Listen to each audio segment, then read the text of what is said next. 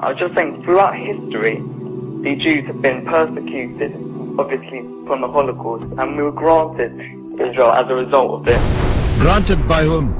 From Britain and other countries granted us that. Well, what right did Britain have to grant you somebody else's country? Well, it's due because we lost 6 million people. No. I'm not arguing about that. I'm going to come on to that.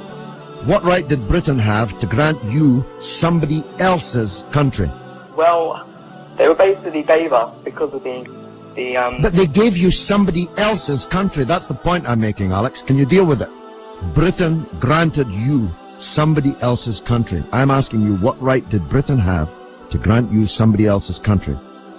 The Jews have suffered. They were subject to regular discrimination at best and murder at most.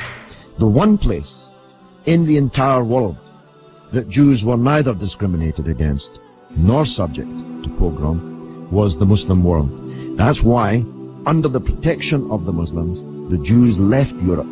Palestine, that was wiped off the map when Britain granted you somebody else's country, had Jews living side by side with Christians and Muslims for century upon century without the slightest trace of discrimination or violence or pogrom. So, what's happened is that Christian anti-Semitism in Europe, which massacred 6 million Jews in the greatest crime in human history, was paid for not by the Christian countries of Europe that either practiced or turned a blind eye to that anti-Semitism, but was paid by the very people who were completely innocent of that Holocaust, who had never persecuted the Jews, who had never pogromed the Jews.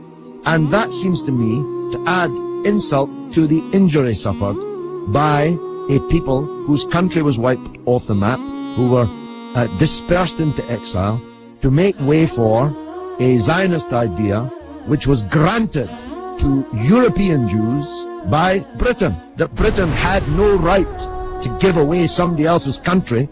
It seems to me an all-round injustice, don't you think, Alex? Yeah.